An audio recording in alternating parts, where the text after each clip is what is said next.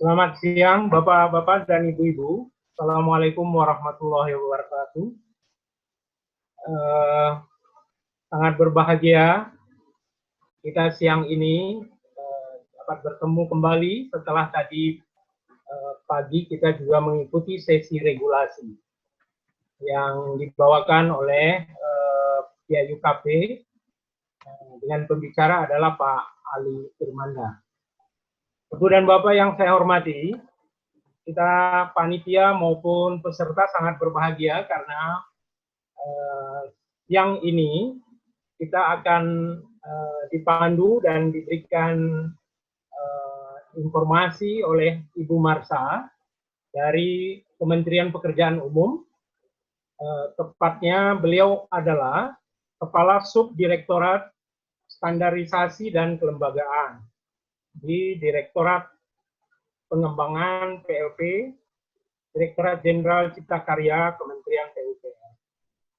Beliau sudah hadir bersama kita dan nanti lebih kurang Ibu narasumber akan memberikan paparannya kepada kita semua 20-25 menit. Silakan Ibu Marsha. Di layar sudah diaktifkan video beliau. Dan sebelum Ibu Marsha memulai, saya akan menyampaikan beberapa hal sesuai dengan standar kalau kita di pelatihan kita hari ini dan hari-hari yang lalu. Yang pertama adalah mohon absensi, saya ulang kembali, mohon absensi yang baru datang untuk mengisi di tautan yang sudah disampaikan di layar ini. Kemudian selama presentasi, mohon matikan video dan audio. Dan saya juga ini, keadaan saya di Bogor sedang petir, jadi kalau ada bunyi petir, mohon dimaklumi saja nanti. Tapi ketika Ibu narasumber menyampaikan materi, saya akan off-kan posisinya. Dan ketiga, nyalakan video kalau telah pada saat dipersilahkan oleh moderator pada saat tanya jawab. Silakan ajukan pertanyaan Bapak Ibu ke chat pribadi ke Nandia Gresita, dan nanti akan kami kumpulkan 10 pertanyaan yang akan langsung dijawab insya Allah oleh Ibu Marsha nantinya. Demikian sebagai pembukaan dari saya, kami perkenankan Ibu waktu lebih kurang 20-25 menit Ibu untuk menyampaikan materi kita di siang hari ini, dan kita dengan diskusi. Silakan Ibu. Baik Bapak, terima kasih Bapak. Assalamualaikum warahmatullahi wabarakatuh. Selamat siang Bapak Ibu, peserta pelatihan fasilitasi pembangunan sanitasi Pogja. Mungkin di sini saya akan mencoba memberikan sedikit informasi terkait kajian kelembagaan pengelola sanitasi daerah. Di sini akan saya coba memberikan seperti apa sih kajian kelembagaan yang selama ini memang menjadi bidang kita untuk pengelolaan sanitasi. Baik, pertama saya akan mencoba menjelaskan terkait RPJMN. Kalau kita lihat di dalam amanat RPJPN 2005 sampai 2025 bahwa penyediaan air minum dan sanitasi itu diarahkan untuk mewujudkan terpenuhinya kebutuhan dasar masyarakat. Nah, saat ini kita sudah masuk ke dalam tahap akhir dari RPJPN 2005-2025, yaitu RPJMN 2020 sampai 2024. Dan ini merupakan titik tolak kita untuk menuju Indonesia maju pada tahun 2045. Nah, kemudian kalau kita melihat di dalam RPJMN 2020-2024 untuk bidang layanan sanitasi, ada salah satu arahan kebijakan di dalam RPJMN tersebut, yaitu adanya peningkatan kapasitas institusi dalam layanan pengelolaan sanitasi.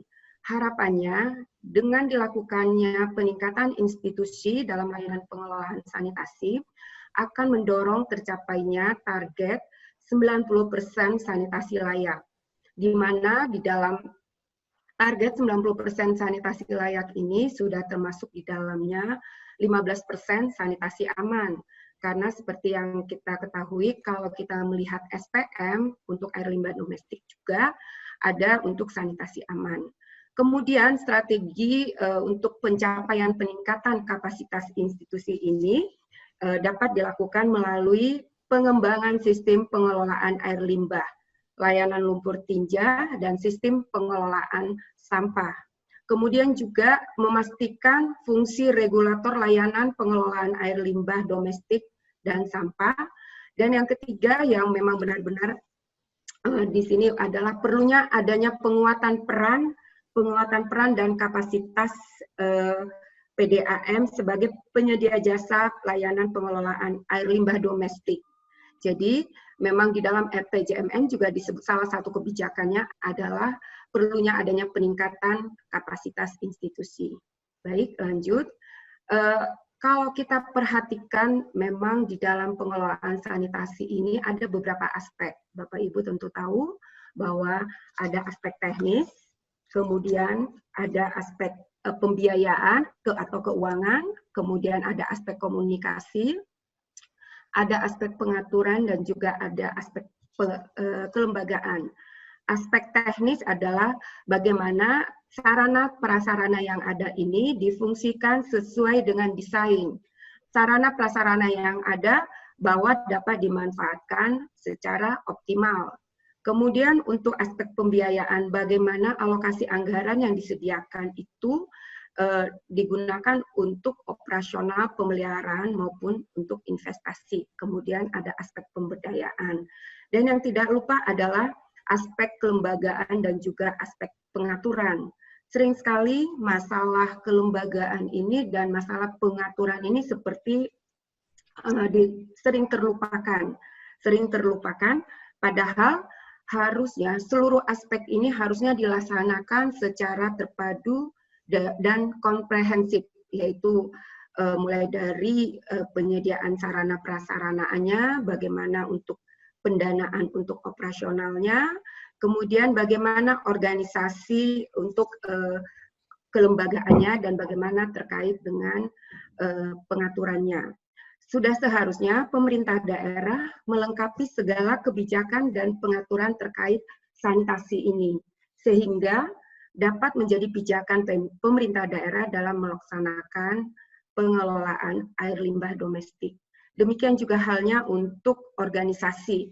Sering sekali kita mengharapkan bahwa institusi yang ada itu memang benar-benar institusi yang berfungsi, tidak hanya ada institusinya, tetapi tidak dapat memberikan layanan seperti apa yang kita inginkan, terutama untuk institusi yang perlu diperhatikan juga terkait SDM-nya. Jadi harapan kita ke depan untuk meningkatkan pelayanan sanitasi kepada masyarakat sangat diperlukan institusi pengelola yang fokus terhadap pengelolaan sanitasi. Kita tidak dapat pungkiri bahwa saat ini masih banyak permasalahan dalam pengelolaan sanitasi, bahwa cakupan atau akses masih jauh dari saat ini. Kalau kita lihat untuk sanitasi masih 76%. Kemudian masih rendahnya jumlah sarana dan prasarana yang beroperasi secara optimal, baik itu untuk IPLT maupun misalnya untuk SPAL DT maupun misalnya untuk TPA. TPA itu sebenarnya kalau kita lihat di dalam Undang-Undang 18 harusnya sudah tidak bisa dioperasikan secara open dumping. Tetapi masih banyak sebagian besar pemerintah kabupaten kota yang mengoperasikan TPA tersebut secara open dumping. Oleh sebab itu, melihat masih begitu banyaknya persoalan dalam pengelolaan sanitasi, kita di pusat ada wacana untuk melakukan adanya pemisahan antara regulator dan operator. Ada beberapa dasar, lanjut Mbak, ada beberapa dasar yang mendasari perlunya pemisahan antara operator dan regulator. Yaitu yang pertama, kita coba melihat ke landasan filosofisnya, bahwa yang pertama adalah bahwa adanya urusan pemerintahan yang menjadi kewenangan daerah. Seperti yang kita ketahui, kalau kita membaca di Undang-Undang 23 tahun 2014, bahwa urusan sanitasi yang berada di dalam urusan pemerintahan PU dan PUTR adalah urusan wajib yang terkait dengan pelayanan dasar dan merupakan menjadi kewenangan daerah. Sehingga pemerintah daerah itu seharusnya memprioritaskan pelaksanaan urusan-urusan wajib yang terkait pelayanan dasar. Apalagi Bapak Ibu, salah satu urusan misalnya seperti air limbah domestik masuk dalam standar pelayanan minimal, ya seperti yang tercantum di dalam PP 02 tahun 2018. Jadi segala urusan yang masuk di dalam SPM itu menjadi prioritas pemerintah kabupaten kota untuk dibiayai dan dilaksanakan. Kemudian kenapa kita perlu adanya pemisahan antara regulator atau perlunya pembentukan operator di daerah? Karena memang adanya kebutuhan, yaitu karena memang banyaknya permasalahan, sehingga harapan kita ke depan jika ada satu lembaga atau satu operator yang fokus untuk mengelola infrastruktur sanitasi, maka layanan kepada masyarakat dapat menjadi lebih baik. Harapannya seperti itu. Kemudian yang ketiga yang menjadi dasar kita adalah adanya peraturan perundangan yang mengamanahkan pembentukannya.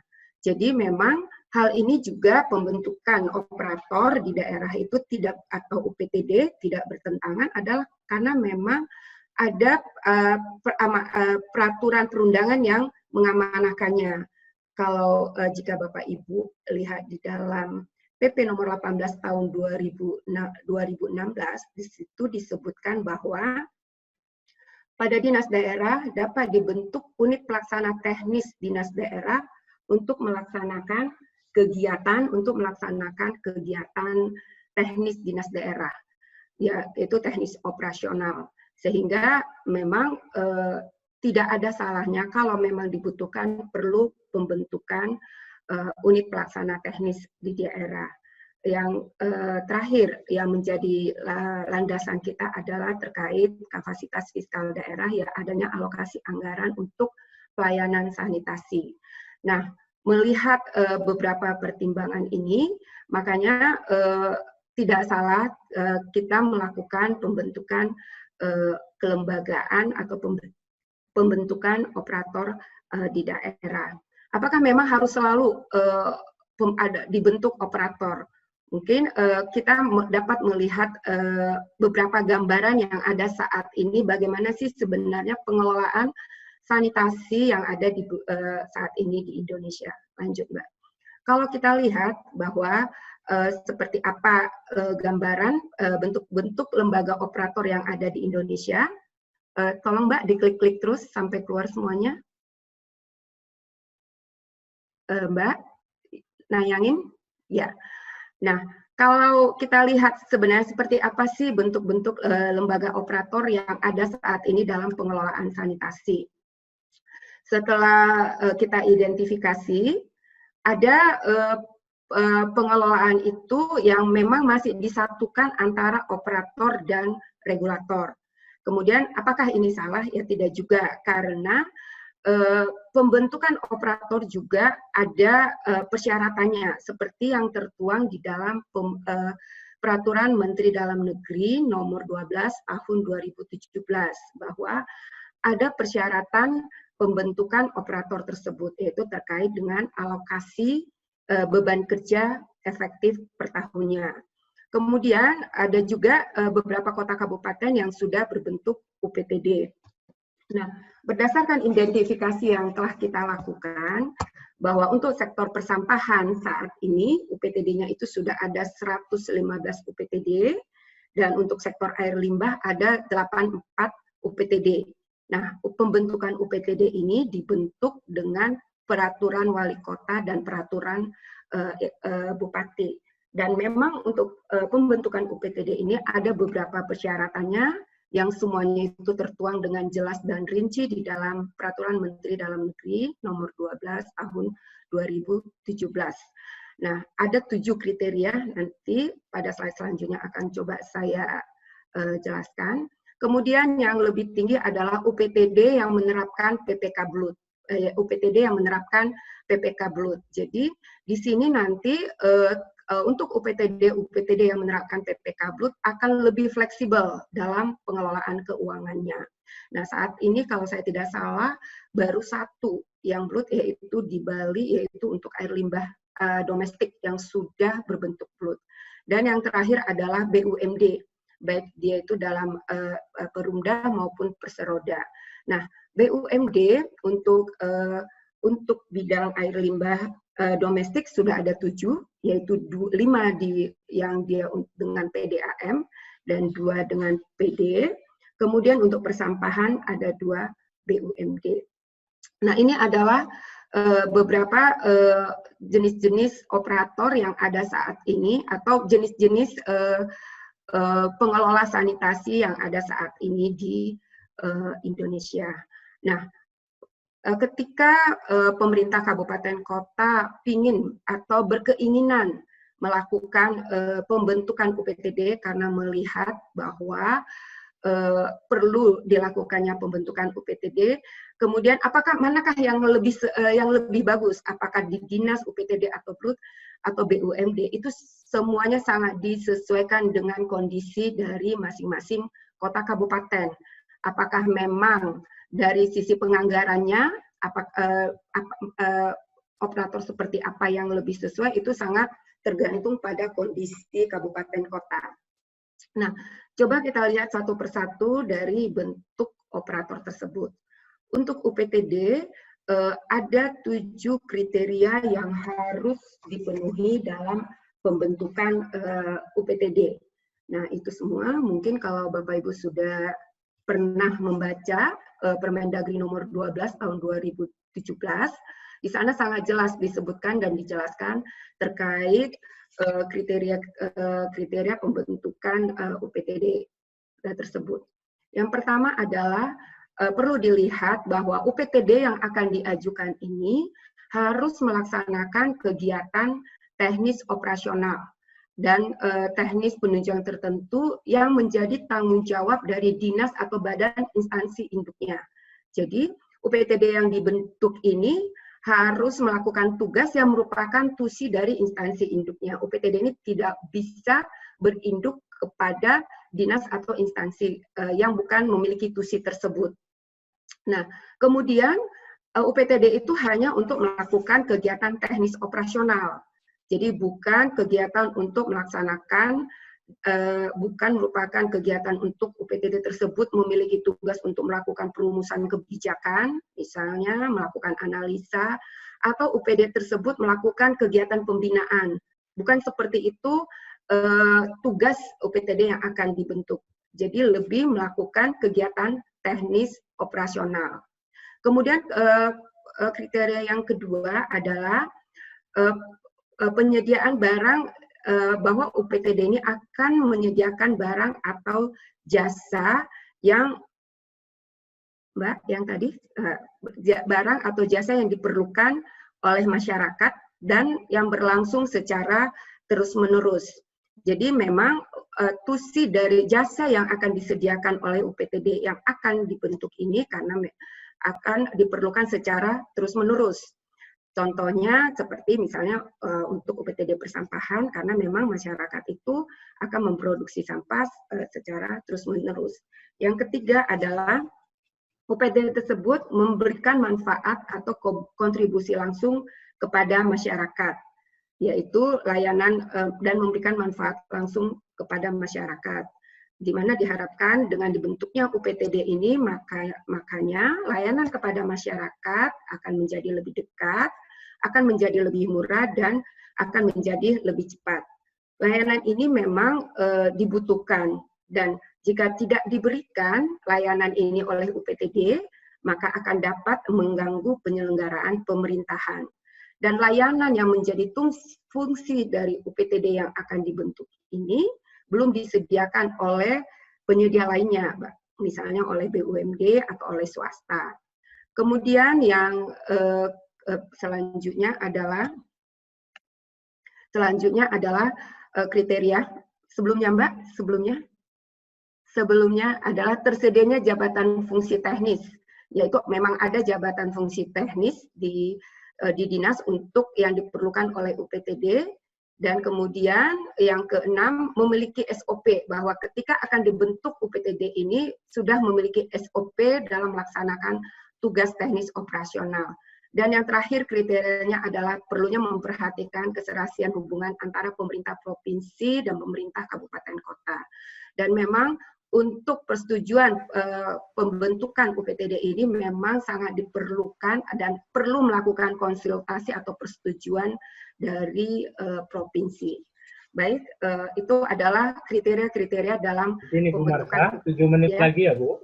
Aduh, berarti harus cepat ya. Bagaimana proses pembentukan UPTD ini?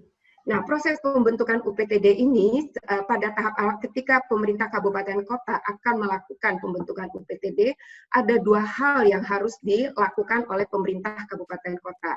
Yang pertama adalah melakukan penyusunan kajian akademis perlunya pembentukan UPTD. Nah, kajian akademis ini isinya menjelaskan terkait kondisi existing dari pengelolaan sanitasi yang ada saat ini di kabupaten kota. Kondisi existing, kemudian rencana pembentukan UPTD, kemudian apa tusi-tusi dari UPTD, dan harapannya seperti apa UPTD ini nanti ke depan. Kemudian juga harus melakukan analisis rasio belanja pegawai, yaitu bagaimana perbandingan belanja pegawai sebelum ada UPTD dan sesudah ada UPTD. Inilah langkah pertama yang harus dilakukan oleh Pemda ketika akan melakukan pembentukan UPTD. Kemudian ini akan dikonsultasikan kepada gubernur, dan kemudian tindak lanjut selanjutnya adalah melakukan penyusunan perkada, pembahasan dan fasilitasi dengan pemerintah provinsi. Nah, ini adalah proses pembentukannya. Jadi yang pertama kali dan yang penting dalam pembentukan UPTD ini adalah pemerintah kabupaten kota itu perlu melakukan kajian akademis dan analisis rasio belanja pegawai, dan harus melakukan konsultasi kepada gubernur untuk mendapatkan persetujuan dari provinsi. Lanjut, Mbak. Setelah itu nantinya akan bisa berdasarkan analisis beban kerja, lanjut, itu tayangannya. Berdasarkan analisis beban kerja, nanti ada dua klasifikasi UPTD. Apakah UPTD ini merupakan kelas A, dia masuk kelas A, atau kelas B, yang dilihat nanti dari tusi dari UPTD tersebut dan jumlah beban kerjanya. Apabila jumlah beban kerja dari kepada UPTD tersebut antara 5.000 sampai 10.000 jam kerja efektif per tahun, maka dia menjadi kelas B, dan apabila lebih dari 10.000 dia menjadi kelas A. Dan jika kabupaten kota itu secara geografis memiliki jangkauan pelayanan yang cukup luas, maka nanti dapat dibentuk koordinator wilayah. Lanjut. Nah, itu dia untuk lanjut, Mbak, untuk pembentukan UPTD. Yang kedua tadi adalah terkait BLUT, yaitu Badan Layanan Umum Daerah. Nah, ini adalah lebih peningkatan dari UPTD menjadi UPTD yang menerapkan penerapan BLUT. Nah, ini kelebihannya itu mereka tuh lebih fleksibilitas dalam pengelolaan keuangan, jadi mereka lebih leluasa. Badan ini lebih leluasa dalam pengelolaan keuangan. Lanjut. Kemudian ada beberapa persyaratan untuk pengajuan UPTD untuk menerapkan pola penerapan layanan, yaitu ada 3 persyaratan yang harus dipenuhi, yaitu persyaratan administratif, UPTD harus membuat dan menyampaikan dokumen persyaratan administratifnya, kemudian persyaratan teknisnya, di sini UPTD itu harus bisa memberikan bahwa mereka itu memiliki potensi untuk meningkatkan penyelenggaraan pelayanan. Dan dengan meningkatnya penyelenggaraan pelayanan ini akan dapat terjadi peningkatan pendapatan setelah menjadi BLUD. Kemudian yang terakhir adalah persyaratan substansif, di mana tugas UPTD ini lebih kepada penyediaan jasa layanan. Nah, bagaimana sebenarnya prosedur untuk peningkatan dari pengajuan dari UPTD menjadi BLUD? Di sini alur pengajuannya adalah Yang mengajukan usulan penerapan BLUT itu adalah Kepala UPTD melalui Kepala Dinas mengajukan usulan penerapan BLUT kepada Bupati, Kepala Daerah dengan dilengkapi dokumen-dokumen persyaratan tadi, yaitu dokumen substansi, teknis, dan dokumen administrasi. Kemudian menindaklanjuti usulan tersebut, Kepala Daerah akan membentuk tim penilai. Di mana tim penilai ini nantinya sebagai ketuanya adalah sekretaris daerah dan sebagai anggotanya adalah para kepala SKPD yang terlibat dalam perencanaan, kemudian SKPD yang membinangi pengawasan, serta SPKPD yang membinangi kegiatan BLUT tersebut. Kemudian akan meneliti dan menilai usulan penerapan status BLUT. Apabila persyaratan administrasi belum terpenuhi, usulan akan dikembalikan kembali ke kepala dinas, dan apabila urusan substansi, teknik, dan administrasi sudah terpenuhi, bupati atau kepala daerah akan menyetujui pembentukan itu penerapan BLUT kepada UPTD tersebut, di mana nantinya akan diberikan fleksibilitas dalam pengelolaan keuangan. Dan yang ketiga adalah sebagai operator yang di daerah dalam pengelolaan air limbah domestik adalah pengelolaan sanitasi adalah PDAM. PDAM, lanjut Mbak, dilanjutin. PDAM, BUMD. Nah, badan usaha milik daerah ini adalah badan usaha yang seluruh atau sebagian besar modal dimiliki oleh pemerintah daerah. Pendirian BUMD diterapkan melalui peraturan daerah. Nah, di sini terutama untuk air limbah domestik kita memang mendorong keterlibatan PDAM dalam kedepannya dalam pengelolaan air limbah domestik, dan ini juga memang sudah tercantum dan sudah menjadi amanat di dalam RPJMN. Tetapi tidak semua PDAM itu, atau sekarang lebih sering disebut Perusda, itu bisa menjadi pengelola air limbah domestik. Ada beberapa persyaratan-persyaratan yang mereka harus penuhi terutama perusahaan tersebut. Lanjut Mbak. Kemudian untuk selanjutnya 2 menit lagi ya Bu. Ya, ini adalah beberapa perbandingan. Nah, ini ada beberapa isu yang kita dapatkan setelah adanya pasca pemisahan operator dan regulator. Yang pertama adalah adanya keterbatasan sarana dan prasarana dalam menjalankan operasional. Jadi UPTD yang ada atau operator yang ada itu memiliki keterbatasan dalam sarana. Kemudian sebagian besar lembaga operator itu kekurangan SDM, baik teknis maupun administrasi. Sering sekali bahwa yang menjadi SDM di UPTD tersebut adalah kurang sesuai dengan latar belakang kurang sesuai dengan kebutuhan yang kita perlukan. Kemudian yang juga sering belum ada pembagian peran yang jelas antara regulator dan operator pengelolaan sanitasi. Kemudian sebagian besar SDM pada lembaga operator belum memiliki standar kompetensi. Padahal kita sebenarnya di dalam Permen PUPR, baik itu untuk yang sampah maupun air limbah domestik, kita sudah sampaikan bahwa sebaiknya yang terlibat dalam pengelolaan sanitasi itu harus memiliki kompetensi. Kemudian yang terakhir adalah ada anggaran yang ada belum memadai untuk operasional pelayanan. Oleh sebab itu kita memandang perlu adanya penguatan terhadap kelembagaan regulator dan operator, yaitu perlu adanya penyediaan sarana dan prasarana dan sarana sanitasi, yaitu penyediaan sarana untuk persampahan maupun untuk sanitasi. Kemudian terkait SDM adalah perlunya ada sertifikasi petugas di bidang sanitasi, peningkatan kompetensi SDM di bidang sanitasi, kemudian perlunya melakukan twinning program antara UPTD, karena memang di antara beberapa UPTD tersebut ada yang memiliki kinerja yang bagus, bisa melakukan twinning program terhadap dengan UPTD yang lainnya. Kemudian perlu melakukan pelatihan atau bintek untuk regulator dan operator melalui metode pembelajaran yang inovatif, seperti e-learning, seperti yang kita lakukan saat ini. Kemudian untuk regulasinya, bahwa daerah perlu melakukan penyusunan perda terkait pengelolaan sanitasi, karena memang masih banyak kabupaten kota yang belum memiliki perda terkait pengelolaan sanitasi, terutama perda untuk air limbah domestik. Masih sangat sedikit pemerintah kabupaten kota yang memiliki perda. Dan juga turunan-turunannya, perkadanya yang merupakan bisa menunjang keberlangsungan dari pengelolaan sanitasi. Kemudian juga perlu penyesuaian Perda Retribusi Jasa Umum, karena banyak sekali keterbatasan ketika akan melakukan retribusi jasa layanan dan sanitasi, ternyata belum masuk di dalam Perda Retribusi Jasa Umum untuk layanan sanitasi. Kemudian perlunya sosialisasi kembali terkait peraturan serta peran regulator dan operator di bidang sanitasi.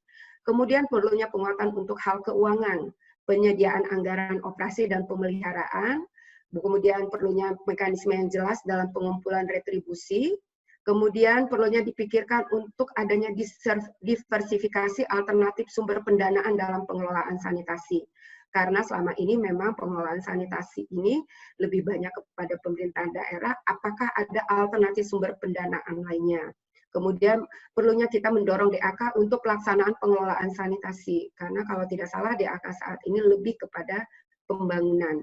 Kemudian komitmen kepala daerah yang terakhir adalah perlunya mendorong Pemda untuk memberikan dukungan terhadap pengelolaan sanitasi, antara lain seperti dukungan penganggaran. Karena mungkin kalau kita perhatikan bahwa masih banyak kabupaten kota yang anggaran untuk sanitasinya itu lebih kecil dari 22%, bahkan ada yang masih di bawah 1%. Sehingga sangat susah untuk melakukan pelayanan atau peningkatan pelayanan sanitasi kepada masyarakat. Mungkin itu sedikit yang bisa saya sampaikan terkait bagaimana penguatan kelembagaan untuk pengelolaan sanitasi di daerah. Mohon maaf apabila cepat, tapi nanti kita bisa lebih detailnya di dalam diskusi. Mungkin itu Pak Amrijal yang bisa saya sampaikan terkait kelembagaan dalam pengelolaan sanitasi. Sekian dan terima kasih. Ya.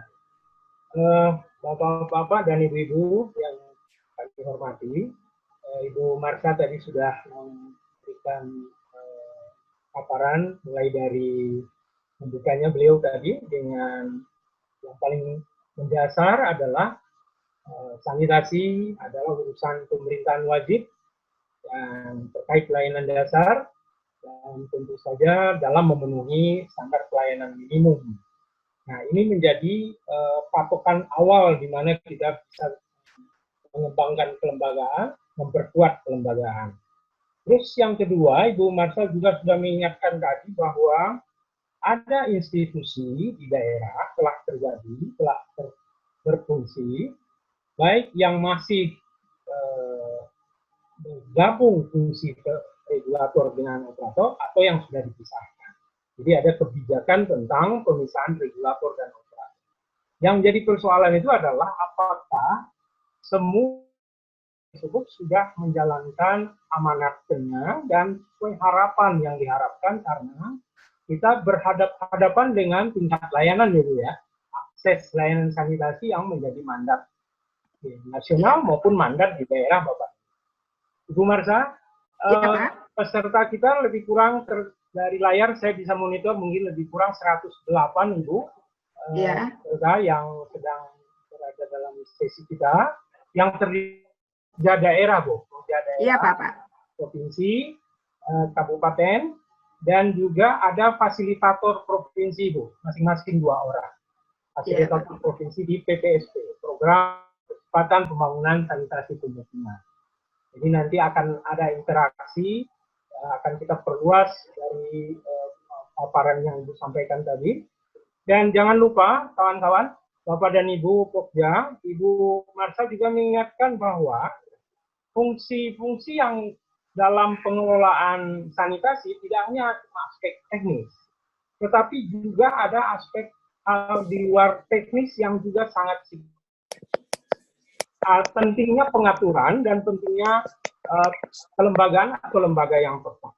Jadi meskipun pemisahan regulator sudah dilakukan, tetapi tentu saja aspek-aspek yang paling jadi checkpoint-nya adalah apakah tingkat pelayanan kita akan terus bertambah atau justru ya Bu ya dipisahkan tingkat akses dan layanannya mungkin sama. Nah, ini akan ada jadi diskusi kita nanti ya, Bu ya. Baik, Bu, kita juga bertambah terus dari waktu ke waktu. Kita mulai jawab satu persatu. Oke. Mohon Ibu nanti menjawabnya. Yang pertama adalah dari Bapak Samsul Huda, Bu. Fasilitator di Provinsi Nusa Tenggara Barat. Nah, Kabupaten Lombok Utara sudah memiliki UPTD tipe A dengan aturan regulasi yang sudah ada. Tetapi terkait dengan tugas dan fungsi operasional maupun penunjang baik dalam sampah dan limbah, maka ada persoalan di sini, Bu.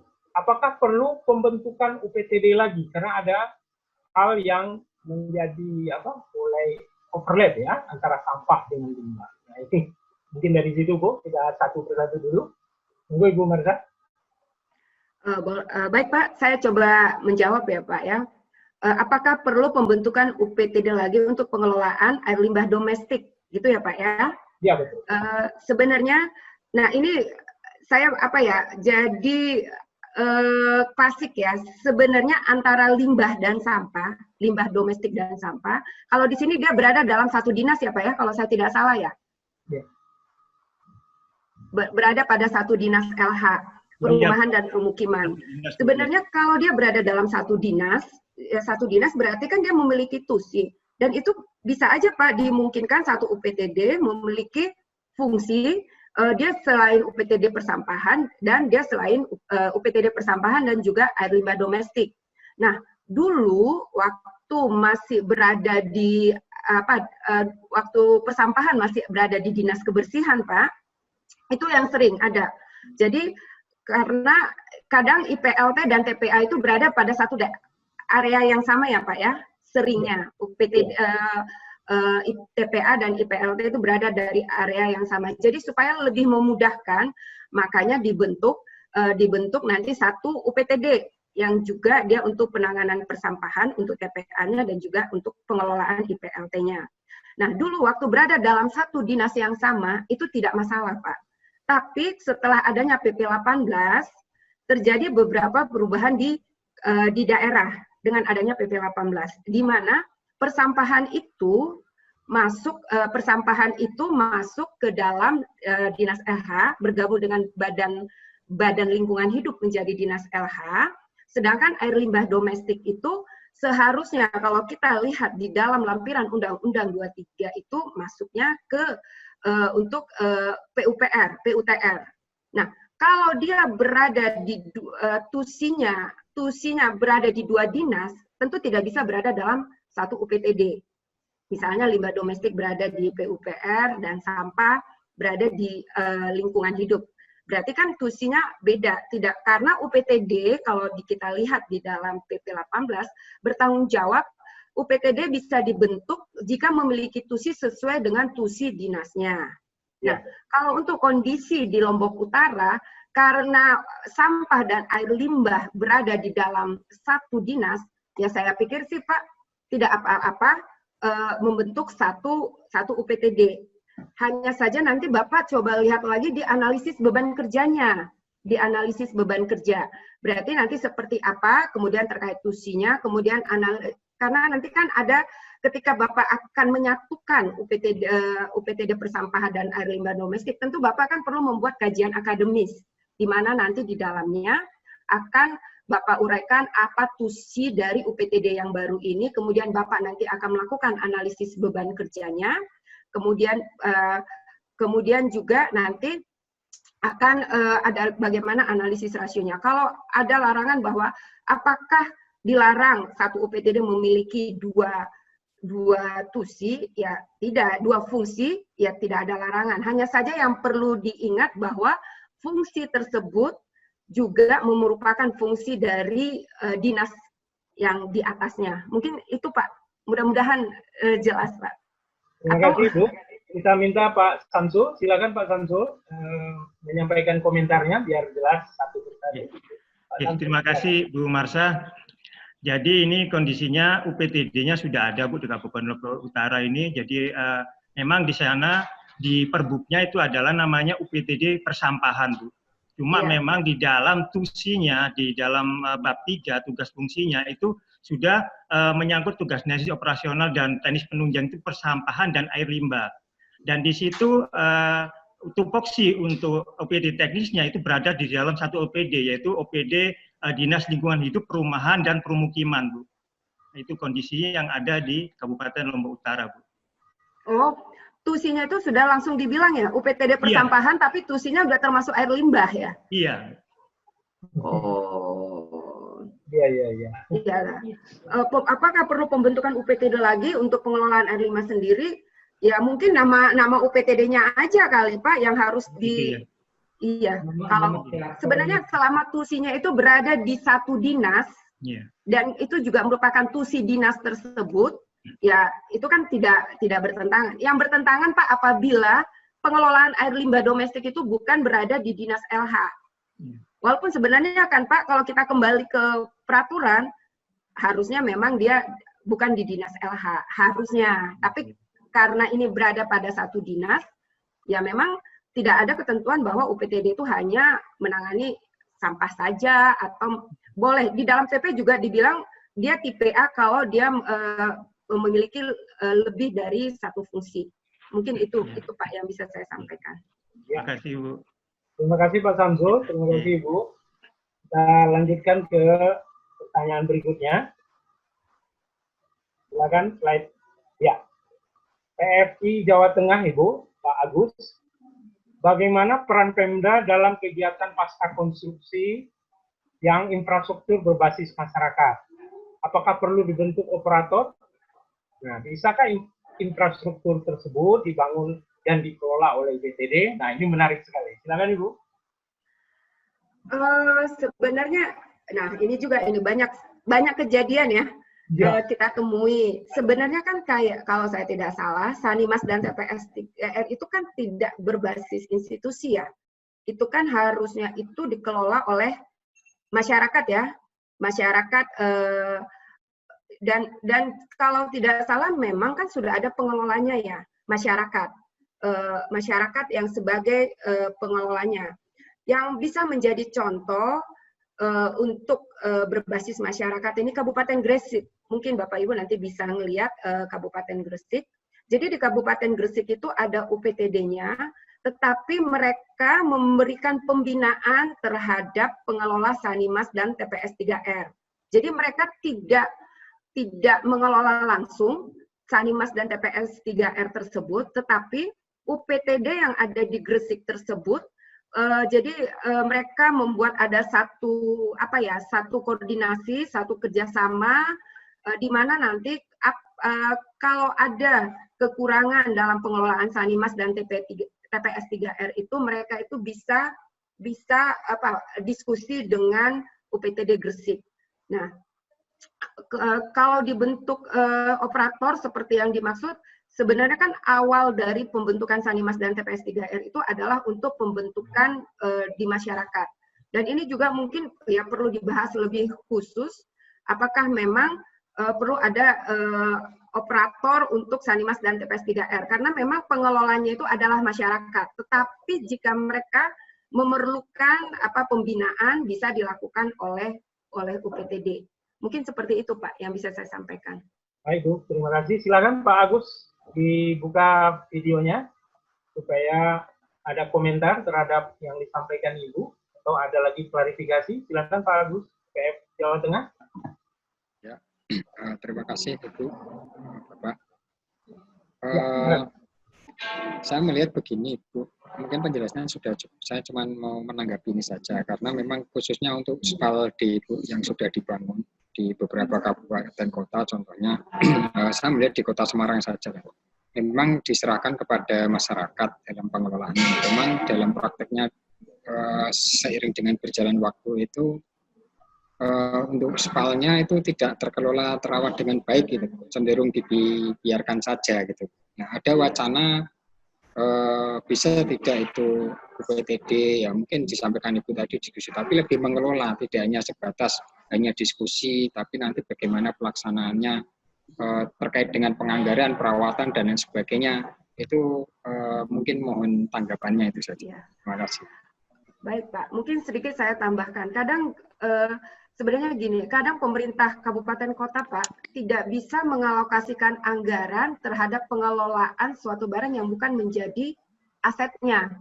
Kan yang kalau yang kayak Sanimas TPS 3R itu kan belum masuk menjadi aset pemerintah kabupaten kota ya Pak ya? Iya. Nah, biasanya pemerintah kabupaten kota itu ya tergantung pemerintah kota kabupatennya itu mereka akan wah nanti kalau saya mengeluarkan yang bukan menjadi aset saya bisa kena gitu loh Pak. Sehingga kalau yang diambil oleh Gresik itu pengelolaannya itu tetap di masyarakat karena memang dari awalnya itu pengelolanya itu adalah ada KSM ya, ada yang KSM. Nah, tetapi pemerintah kota kabupaten yang sering melupakan tugasnya adalah melakukan pembinaan terhadap KSM ini, Pak. Ini yang perlu sebenarnya kita dorong kembali. Karena apakah nanti kalau misalnya langsung diambil oleh UPTD apa akan berjalan dengan baik? Belum tentu juga. Tetapi sebenarnya bisa kita kembalikan pengelolaan oleh KSM itu jangan langsung ditinggalkan oleh pemerintah daerah. Bagaimana pemerintah daerah misalnya lewat UPTD bisa melakukan pembinaan terhadap KSM pengelola Sanimas maupun TPS 3R. Mungkin seperti itu, Pak. Mungkin itu yang bisa saya sampaikan. Artinya gini Bu ya, artinya UPTD itu hanya mengelola aset yang didanai dari pemerintah daerah saja ya. Artinya yang sudah menjadi aset. Iya. Kan mereka itu kan terkait dengan ini Pak, dengan dana yang mereka keluarkan. Iya. Iya kan Pak? Mungkin di sini banyak pemerintah daerah ya, mereka itu biasanya sering gini aja Pak, misalnya ada bangunan yang sudah kita bangun, sering tidak terkelola dengan baik, maksudnya PUPR bangun. Ya. Nah itu kita sebut kenapa sih tidak dikelola, karena ada menyatakan oh serah terima hibahnya belum jelas sehingga kita tidak bisa mengalokasikan anggaran. Makanya kemarin itu ada melalui serah kelola atau sekarang itu kita mau coba pinjam pakai sehingga nantinya pemerintah kabupaten kota bisa mengalokasi anggaran untuk pengelolaannya. Biasanya pemerintah kabupaten itu tidak akan mau mengalokasikan anggaran jika itu tidak menjadi asetnya. Yang sering saya kalau diskusi gitu, tapi ini memang sering menjadi pertanyaan Pak di beberapa kali kesempatan karena memang awalnya itu kita menginginkan Sanimas dan TPS 3R itu dikelola oleh masyarakat, tetapi di dalam perjalanannya banyak sekali yang terbengkalai ya Pak ya, karena memang masyarakatnya ya tidak memiliki dana. Harapan kita sebenarnya pembinaan itu bisa dilakukan oleh pemerintah kabupaten kota. Seperti itu Pak. Pak, satu lagi Bu ya. Ya Pak. Untuk BKM, LKM maupun KSM bisa tidak Bu itu menjadi BUMDes gitu? Atau harus dibentuk sendiri kah atau bagaimana? Gimana Pak? Gimana? Untuk BKM, KSM atau LKM yang sudah dibentuk di setiap kelurahan desa, bisa enggak itu statusnya menjadi dibentuk BUMDes gitu? Bisa, tapi saya belum membaca Pak persyaratan. Tentu ada persyaratannya Pak. Bisa dia menjadi BUMDes, maksudnya BUMD desa ya Pak ya. Ya. Kemudian masalahnya sekarang kan kalau Sanimas dan TPS 3R itu asetnya itu kan milik masyarakat ya Pak ya. Ya betul. Iya, itu dia. Mungkin kalau untuk itu nanti mungkin perlu coba nanti saya lihat lagi Pak. Mungkin Pak Amrijal bisa. Iya Bu, iya. Pak Agus terima kasih, itu poinnya sudah dapat. Terkait dengan BUMDes, kita punya aturan di Kementerian Desa dan Transmigrasi ya Bu ya. Bagaimana dan membuat institusikan BUMDes itu. Baik Pak Agus, saya kira cukup ya. Ya cukup. Ya, terima kasih Pak Agus. Bu Marsha, kita lanjutkan ke peserta berikutnya. Ibu Herni di Dispertim Jawa Barat. Sektor persampahan tidak masuk Bu ke dalam SPM. Nah, sedangkan yang ada kan baru di air limbah. Dan standar dalam pengelolaan persampahan itu Lalu apa, Bu, yang menjadi standar pengelolaan persampahan? Oke, saya coba jawab ya, Pak. Ya, Memang ya. sampah itu tidak masuk dalam SPM, walaupun sebenarnya kalau untuk urusan PUTR itu sampah itu termasuk urusan wajib dan terkait pelayanan dasar. Nah, kalau dari Kementerian Dalam Negeri untuk subsektor yang tidak masuk dalam SPM nantinya akan dibuat NSPK standarnya, Bu. Akan ada NSPK, tapi sampai sekarang mungkin masih dalam penyusunan. Dan juga untuk standar dalam melakukan pengelolaan persampahan kan ada Jaksranas, Bu. Jaksranas yang di Perpres nomor 97, dan nanti setiap kota kabupaten harus membuat Jaksrada. Mungkin untuk sementara ya kita mengikuti standar-standar yang ada di dalam Jaksranas dan Jaksrada. Atau mungkin juga bisa dilihat, Bu, di dalam peraturan-peraturan persampahan yang sudah, kalau kita bandingkan dengan air limbah domestik itu sudah sangat lengkap, Bu. Mulai dari Undang-Undang 18, PP 81 hingga ke Permen PUPR nomor 3. Jadi memang sampah ini tidak masuk dalam SPM, tetapi untuk standar dalam melakukan pengelolaan persampahan mungkin kita bisa melihat Jaksranas dan Jaksrada yang disusun oleh pemerintah kota kabupaten. Dan di dalam Jaksranas itu kan ada disebut bahwa terjadinya reduksi adanya pengurangan sampah, pengelolaan dan pengurangan penanganan 30-70 pada tahun 2030. Nah, mungkin bisa didasarkan pada ketentuan-ketentuan atau peraturan-peraturan yang sudah ada. Dan memang waktu itu Kementerian Dalam Negeri menyebutkan bahwa untuk sektor yang tidak masuk dalam SPM nantinya akan ada disusun NSPK. Mungkin seperti itu, Pak. Kurang dengar, Pak Amrizal, saya nggak dengar. Mungkin di mute ya? Pak Amrizal di mute? Bu Herni, maaf. Silakan Bu Herni. Oke. Untuk klarifikasinya, ya. Ya, saya sedikit menanggapi mungkin. Memang maksud pertanyaan saya ini tadi disampaikan bahwa air minum dan air limbah ada SPM karena merupakan pelayanan dasar, urusan wajib yang pelayanan dasar. Nah, ketika persampahan tidak lagi menjadi urusan wajib gitu ya, tidak lagi menjadi pelayanan dasar, maka tidak ada SPM begitu kan. Nah, tapi memang sejak 2 tahun lalu mungkin dalam hal ini pusat itu KLHK sudah menjanjikan akan mengeluarkan NSPM. Saya kurang tahu ini yang mengeluarkan dari pihak mana gitu, KLHK atau Mendagri atau dari mana ya, tapi setahu saya menjanjikan untuk mengeluarkan NSPM itu, tapi memang sampai saat ini belum ada. Dan kebingungan saya juga terjadi pada standar pengelolaannya itu, Bu, apakah memang harus ikut Jaksranas, kemudian ada turunan Jaksrada, atau ke RPJMN dan turunannya RPJMD. Jadi ini juga masih ada dilema gitu, masih ambigu mungkin ya. Jadi masih ada kebingungan di kami daerah itu, kita harus mengikuti target yang mana gitu. Itu maksud saya. Ya, terima kasih. Oke, Bu. Kalau yang saya tahu, Bu, kemarin ini RPJM ada yang baru ya, Bu ya, yang 2020-2024. Tapi yang saya tahu beberapa kota kabupaten itu mengikuti Jaksranas, kemudian dari Jaksranas itu mereka melakukan penyusunan Jaksradanya. Jadi termasuk berapa persen pengurangannya. Jadi harapan saya sih mudah-mudahan tidak ada kerancuan atau tidak ada yang kontradiksi antara Jaksranas dengan apa yang terdapat di dalam RPJMN. Tetapi memang banyak kabupaten kota yang saat ini sedang melakukan penyusunan dari Jaksrada. Mungkin itu, Bu. Dan untuk seperti yang Ibu sampaikan tadi memang benar, untuk subsektor yang tidak termasuk di dalam SPM akan ada NSPK atau seperti Ibu bilang tadi NSPM akan disusun NSPM-nya. Jadi bukan berarti sektor itu dianggap tidak penting, tidak. Tetapi karena memang untuk SPM ini ada kriteria khusus yaitu bisa dihitung per orang. Jadi untuk tiap individu.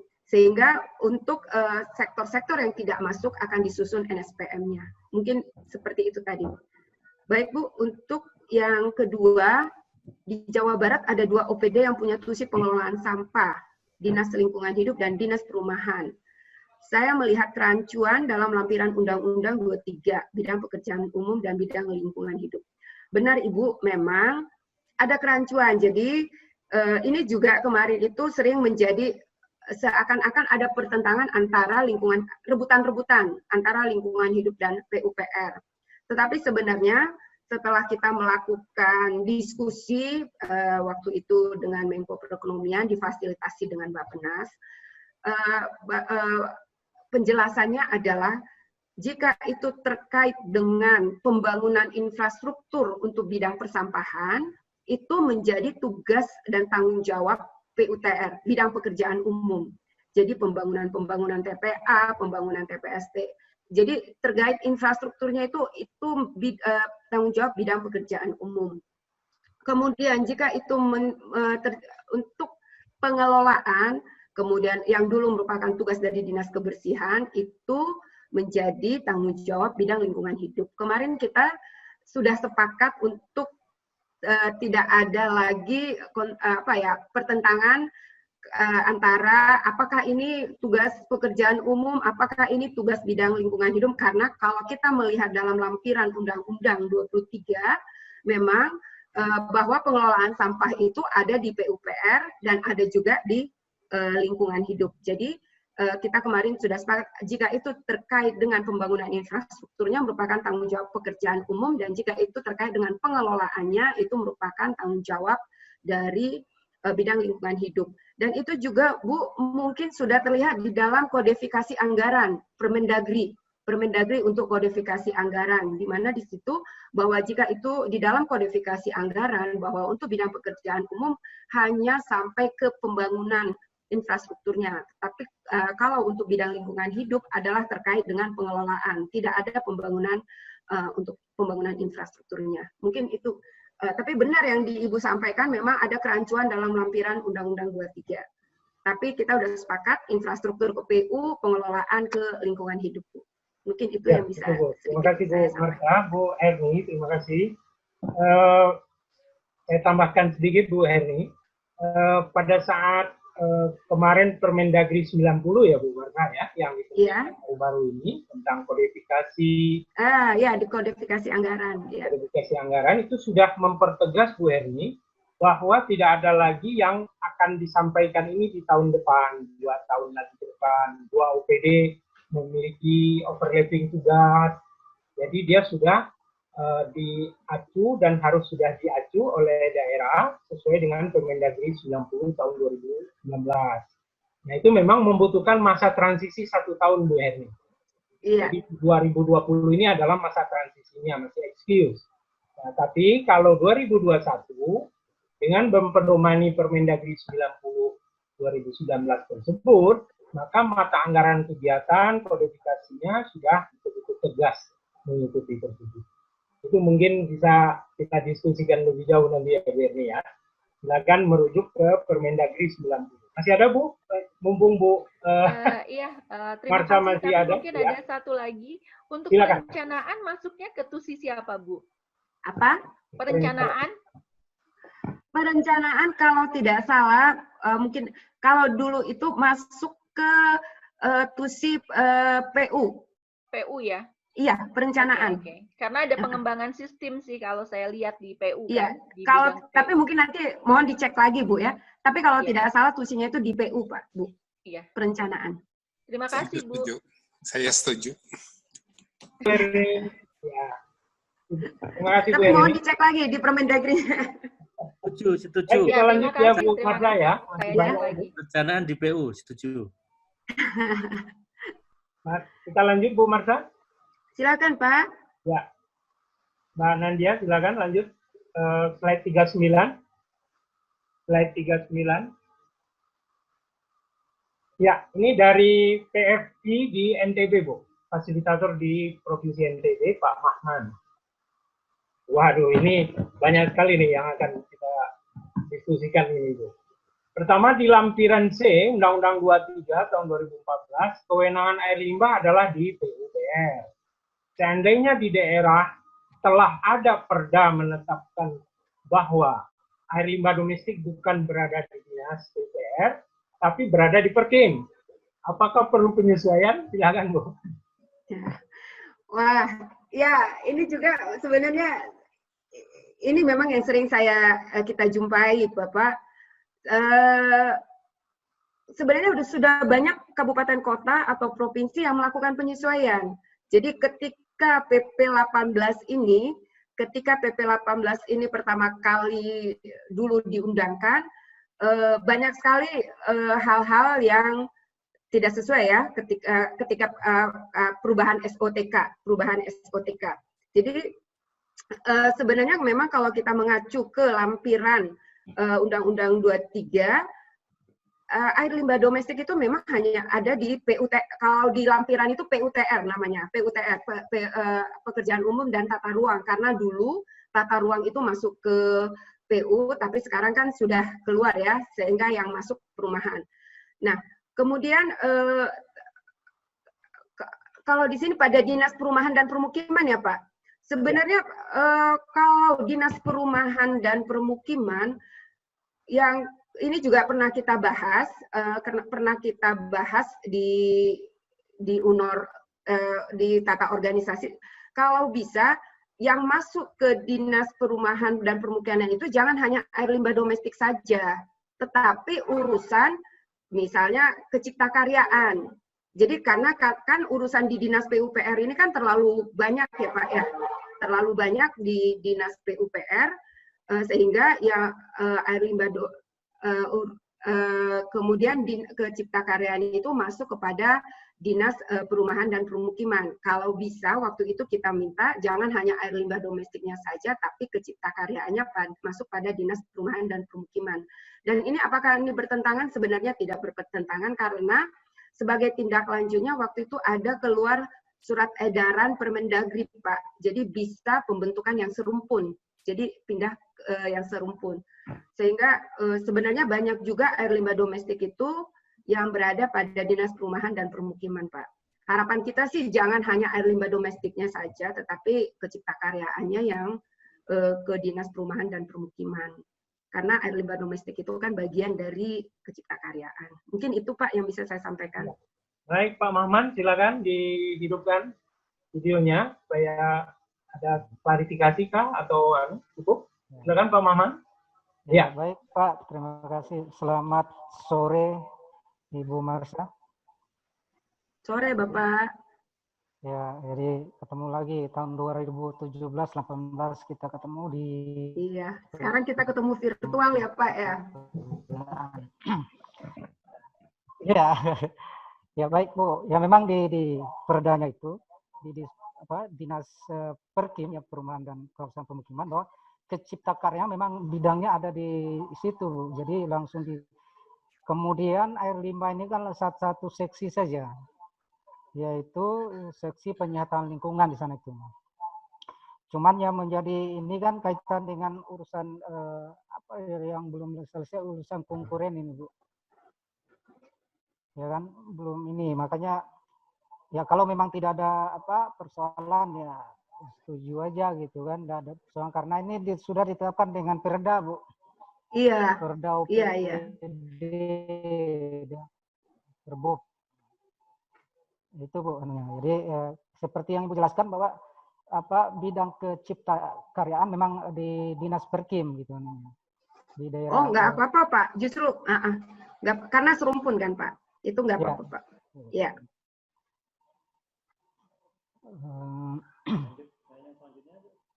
Pertanyaan kedua, sektor persampahan juga ada wewenang PUPR. Pada lampiran K disebutkan bahwa kewenangan persampahan ada Dinas LH.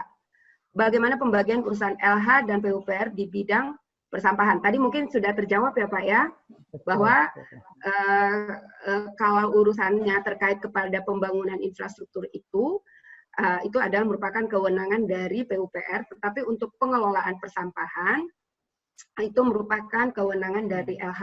Dan ini sebenarnya tugas ini juga sudah ada di dalam PP Konkuren.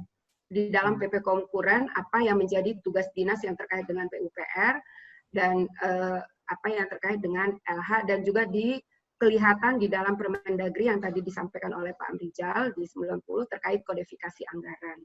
Mungkin itu Pak untuk jawaban yang kedua. Kemudian yang ketiga, dalam bahan tayangan disampaikan BLU dibentuk dengan SK Bupati. Sementara ada Perda Kabupaten yang mengamanatkan bahwa pembentukan ditetapkan dengan Perda. Ini mungkin perlu dikoordinasikan lagi kalau di dalam peraturannya memang BLUT itu dibentuk dengan kepala daerah, Pak. Mungkin ini perlu nanti dilihat lagi. Perda Kabupaten yang mengamanat mungkin supaya lebih kuat kali ya, karena kalau di dalam peraturannya bahwa cukup dengan peraturan kepala daerah. Mungkin itu, Pak.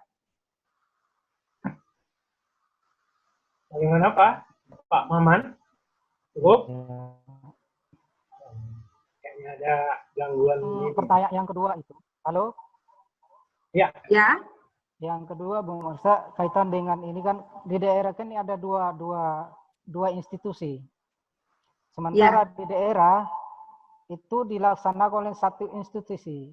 Ini kan ditetapkan dengan OPD itu ditetapkan dengan Perda, uraian tugas ditetapkan Perbub, yang menetapkan bahwa LH mengurus semua kegiatan yang berkaitan dengan persampahan gitu. Gimana jadinya? Halo? Di perdanya ya Pak disebut ya? Ya, yang tangani kewenangan persampahan itu berada pada Dinas LH.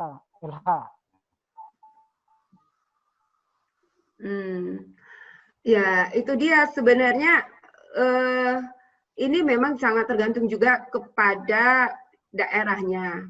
Kalau di sini, kalau memang, karena memang persampahan di LH juga tidak menyalahi, karena memang itu ada di dalam lampiran C. Hanya saja Pak, kalau seluruhnya masuk ke dalam dinas LH, mungkin nanti coba dibagikan terkait dengan di PP Konkuren sama di kodifikasi anggaran, di Permendagri untuk kodifikasi anggaran. Apakah untuk dinas LH itu memang ada untuk pembangunan infrastruktur? Seperti tadi Pak Amrizal kan sudah sampaikan, sebenarnya kita kembali lagi kepada mata anggaran tadi ya, anggaran kegiatan. Kalau nanti tetap ada di LH, tapi di kodifikasi anggarannya tidak ada untuk pembangunan infrastruktur, itu kan nanti bisa menjadi masalah. Mungkin itu perlu kembali lagi ke peraturan yang ada, Pak. Ya. Betul, Pak. Baik, ya.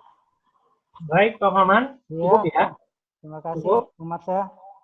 Iya, terima kasih Bapak. Terima kasih, Bu Maman. Terima kasih, Bu Marsa. Kita lanjutkan ke Rina Apsari, Bu Marsa. Ibu Rina mengatakan, bolehkah kegiatan pembinaan IPAL Sanimas, nah Sanimas muncul lagi, dilakukan oleh regulator? Tadi Bu Marsa sudah katakan, bagaimana yang telah dilaksanakan di Kota Bogor, di kota saya ini, Bu. Silakan Bu. Sebenarnya pembinaan bagi IPAL, ya boleh ya, memang harusnya oleh pemerintah kota kabupaten, maksudnya tidak dilakukan oleh operator ya. Ya, tidak dilakukan oleh operator. Memang operator itu seharusnya kalau kita lihat tadi tidak terkait dengan pembinaan, memang harusnya oleh regulator. Tetapi kalau di Gresik yang melakukan pembinaan itu adalah UPTD. Memang harusnya regulator kalau tidak salah ya, untuk melakukan pembinaan bagi IPAL Sanimas. Walaupun Gresik itu yang melakukan bukan pembinaan, tetapi kalau ada kesusahan yang di Gresik ya, di Sanimas itu UPTD-nya bisa membantu. Memang pembinaan itu harusnya dilakukan oleh dinas itu. Ya. Ibu Rina, silakan. Maksudnya sampaikan, Ibu Rina, silakan. Ya, aktifkan Bu, videonya. Terima kasih, Bu Marsa. Sampai ketemu lagi kita, Bu. Halo Bu Rina, Bu Rina. Halo, Bu Marsa. Udah lama Gimana itu ketemu ya, Bu. SPM-nya? Lagi berjalan, Bu. Mudah-mudahan tahun ini kita sudah mulai, udah jalan, Bu, untuk identifikasi Oke. tangki septiknya, SPM-nya juga sudah mulai jalan. Hanya begini, Bu, yang ingin saya tanyakan. Memang ini kami di Kota Bogor ini kan ada 2 dinas yang terkait dengan pengelolaan air limbah.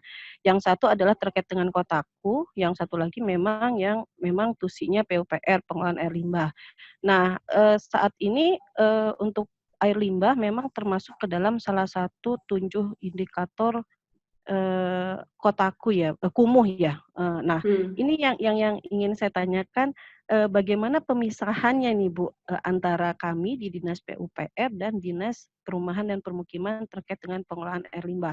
Bahkan mungkin ada wacana bahwa khusus untuk Sanimas saja akan ditarik kepada Dinas Perumahan Permukiman. Nah, ini bagaimana, Bu, solusinya? Jadi tidak dilakukan oleh Dinas PUPR, tapi Dinas Perumahan Permukiman ya, Bu? Kedepannya begitu, Bu.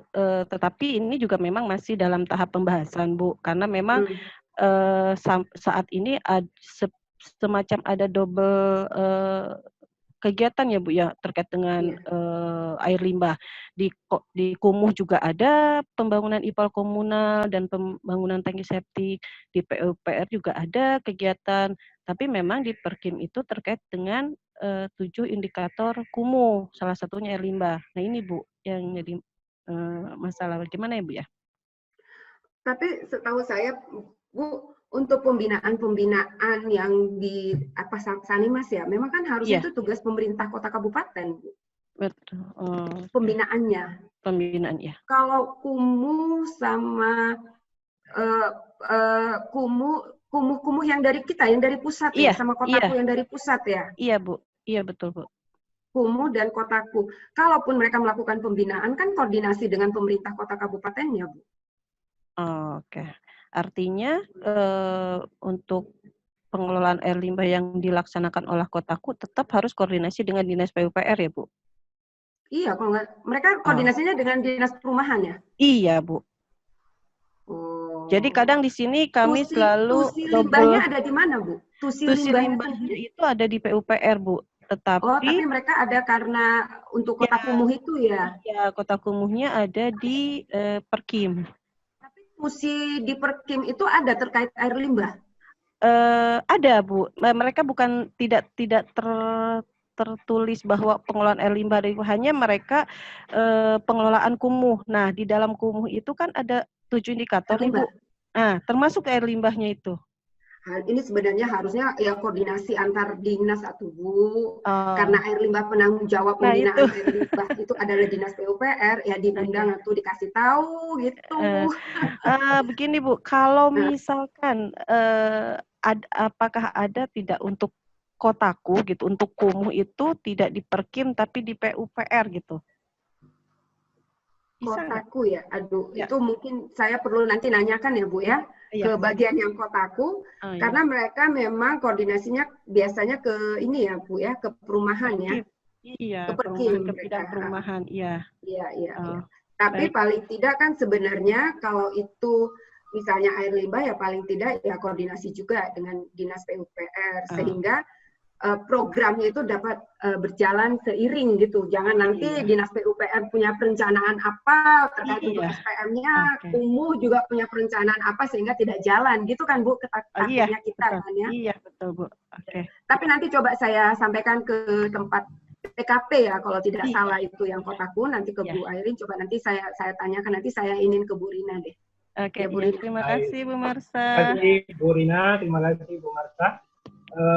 Bagi kita semua ini catatan juga Bu Marsha, karena persoalan koordinasi dan pembinaan ini, mudah-mudahan Bu Rina masih mendengar ini, itu kita punya Pokja Bu Marsha. Oh iya lewat Pokja. Kita punya Pokja.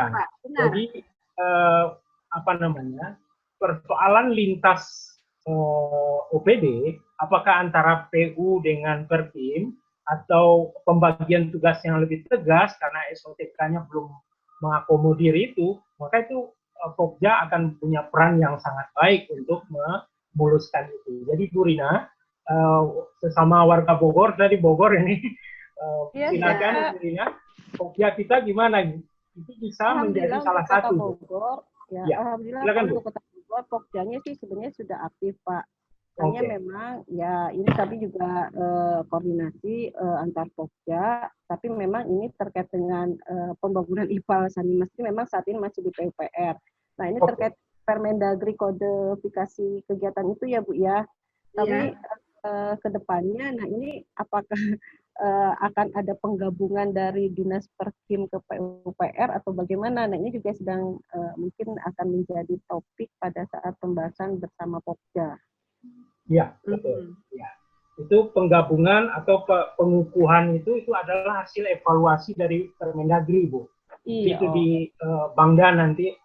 Okay. Kalau saya tidak salah, 2019 sedang disiapkan aturan mainnya, evaluasi atas SOTK semua, supaya tidak ada lagi overlapping, ketidakjelasan antara air limbah harus di mana, persampahan harus di mana. Itu dievaluasi secara tegas oleh pihak kita. Dan itu besok ada sesinya hari Kamis, Ibu Rina jangan lupa. Okay, siap. Hari Kamis kita akan membahas BKM, KSM yang terkait dengan masyarakat. Bu Marta sudah jelaskan tadi bahwa kalau yang kita bahas pada hari ini tracing kepada yang terinstitusi, yaitu yang ada melekat kepada pemerintah langsung, tidak tidak yang ke masyarakat, tapi yang ke masyarakat hari Kamis kita bahas nanti. Kabar ya Bu ya? Iya baik Pak. Bu Rina? Ya? Iya baik Pak, terima kasih. Terima kasih. Kami tunggu hari Kamis loh, Ibu Rina. Iya, siap Pak. Ya. Bu, kita lanjut ya Bu Marta ya. Boleh Bapak. Bapeda Sulsel Bu, ini bagaimana peran baru-baru saja kita sebut Pokja Provinsi untuk mendukung peningkatan kapasitas institusi layanan. Silakan Bu Marta.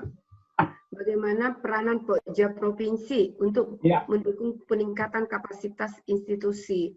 Ya, peranan Pokja Provinsi itu ya paling tidak bisa mengimplementasikan, bisa mendorong Pokja, bisa mendorong peranan Pokja Provinsi ya untuk mendukung peningkatan kapasitas institusi. Ya bisa melakukan sebenarnya kan Pokja Provinsi ini bertanggung jawab untuk melakukan pembinaan terhadap kabupaten kota ya Bapak ya. Bertanggung jawab terhadap pembinaan terhadap kabupaten kota. Harapannya melalui Pokja Provinsi ini dengan pembinaan dari Pokja Provinsi ini kabupaten kota bisa mengimplementasikan ya seluruh yang ada di dalam dokumen perencanaannya itu sesuai dengan apa sehingga pencapaian target di RPJMN 2020-2024 ini tercapai. Betul. Jadi ya peranan Pokja Provinsi bukankah melakukan pembinaan, Pak? Iya, salah satunya adalah membina kabupaten kota. Iya. Silakan Pak Enos. Mungkin ada sisi lain yang ingin dikuatkan atau yang ingin ditanyakan ke Ibu Marta. Pak Enos dari Bapeda Sulsel, silakan. Ya, makasih Pak. Ya. Tadi hanya saya bertanya ini karena Ibu Lina tadi saya lihat materinya lebih fokus ke kabupaten kota. Sementara kita kan tadi berbicara kelembagaan. Nah, kita mungkin lupa bahwa ada kelembagaan juga di tingkat provinsi yang perlu kita bicarakan tupoksinya terkait dengan peningkatan kapasitas institusi di kabupaten kota. Iya. Makasih Bu penjelasannya. Iya, jadi sebenarnya kan provinsi itu adalah perpanjangan tangan pemerintah pusat kan Pak ya, untuk melakukan pembinaan kepada kabupaten kota, itu untuk urusan pembinaan. Tetapi sebenarnya kalau terkait dengan tugas misalnya kelembagaan, sebenarnya kan UPTD juga ada di provinsi ya Pak, UPTD provinsi. Tetapi kalau kita lihat di Undang-Undang 23 yang menjadi kewenangan provinsi adalah apabila dia lebih dari satu pelayanan itu lebih dari satu kota kabupaten, ya Pak ya, lebih dari satu kota kabupaten itu menjadi kewenangan provinsi. Jadi kalau pelayanan sampah atau pelayanan air limbah domestik itu lebih dari satu kabupaten kota itu menjadi tanggung jawab provinsi. Di sisi lain, provinsi itu juga bertanggung jawab untuk melakukan pembinaan terhadap kabupaten kota sebagai perpanjangan tangan dari pemerintah pusat agar kabupaten kota itu bisa mencapai target yang target mereka untuk peningkatan layanan sanitasi. Jadi provinsi itu nanti dia tugasnya melakukan pembinaan, tetapi di sisi lain kalau memang di tempat itu ada yang pelayanan lintas kabupaten kota, itu menjadi kewenangan provinsi. Mungkin seperti itu Pak yang bisa saya sampaikan. Maaf kalau tadi terlewat, soalnya waktunya 20 menit saya jadi ini yang mana yang harus disampaikan. Tetapi paling tidak seperti itu Pak. Iya. Gimana Pak Enos? Bu? Ya, makasih Bu Lina. Ya, makasih Pak. Ya, makasih Pak Enos. Ya, memang di dalam program PPSP kita sudah punya peran provinsi itu ada 6. Nah, ini mungkin untuk menyegarkan kembali, ada 6 koordinasi, kemudian fasilitasi, sinkronisasi, dan itu ada rinciannya masing-masing di dalam SE kita yang terakhir Pak Enos ya. Dan SE ini sedang dipersiapkan untuk menjadi Permendagri. Nah, sementara itu yang sudah ditandatangani adalah manual pelaksanaan program PPSP Pak, yang ditandatangani oleh Eselon 1 di 5 kementerian di pusat, yaitu Bappenas, Bangda, kemudian dari PUPR, dari Kesehatan, dan itu mungkin segera akan didistribusikan Pak, insya Allah. Jangan lupa, ini kan jadi catatan kami panitia agar segera distribusikan kalau itu sudah selesai dan final, sehingga Pak di Bapeda Sosial tidak lagi punya referensi yang lama, tapi sudah yang lebih baru. Baik, terima kasih Pak Enos telah mengingatkan kami tentang peran Pokja Provinsi yang rinciannya ada di manual pelaksanaan program PPSP. Ibu masih bersedia ya Bu? Masih ada beberapa. Masih Bapak. Terima Saya kasih, juga sekalian belajar Pak. Sama-sama Bu Marsha. Ya. Ini dari Andi Rista Pak, Bu, PFI Sulawesi Selatan juga. Hampir mirip dengan yang tadi, mungkin akan tekan-tekan kembali. Kalau satu UPTD menangani, apakah wajib melakukan pemisahan regulator dan operator? Mungkin sekalian saja. Pak Andi, silakan diaktifkan sambil bisa berkomunikasi dengan Ibu Marsha. Silakan Ibu. Iya. Di sini ada 2 pertanyaan ya Pak ya? Ya, betul ya. Yang pertama, bagaimana agar dalam UPTD menangani 2 sektor tidak terjadi ketimpangan?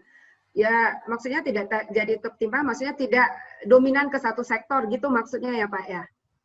Iya Bu. Maksudnya begini Bu, ada beberapa yang kami dapat di kabupaten, mereka menangani persampahan dan air limbah. Akhirnya DLH itu hanya menangani persampahannya. Jadi IPLT yang mereka punya itu tidak difungsikan Bu, seperti itu. Ya. Nah, inilah hal-hal seperti ini yang sepertinya kita lihat kembali Bu. Sebenarnya DLH itu memiliki tusi untuk untuk air limbah nggak Bu? Nah ini yang sering.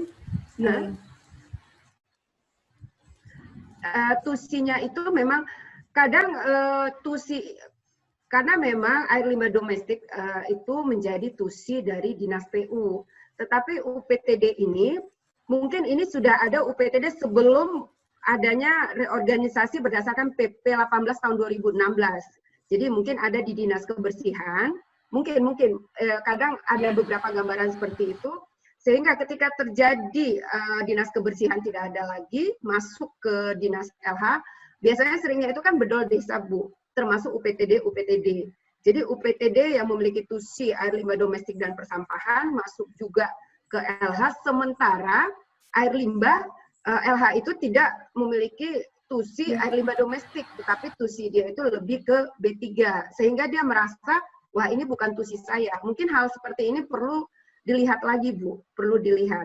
Seharusnya kalau memang tusi itu menjadi tusi dia dua-duanya, harusnya ya dia juga harusnya melihat air limbah domestik Bu. Kalau memang tusi itu ada di DLH. Tapi tadi seperti yang disampaikan oleh Bapak Moderator, bahwa memang waktu itu saya pernah diskusi dengan Kementerian Dalam Negeri, bahwa ternyata dengan penerapan PP 18 itu banyak terjadi hal-hal yang yang kacau lah antara air limbah domestik dan persampahan. Ada yang di sini, ada yang di situ, dan memang mereka menyatakan mereka akan melakukan evaluasi. Nah, kemudian yang untuk ini kenapa dia terjadi ketimpangan, kenapa tidak memberikan perhatian kepada air limbah domestik? Ya ada kemungkinan memang air limbah domestik itu bukan tusi dari LH tersebut. Itu mungkin satu.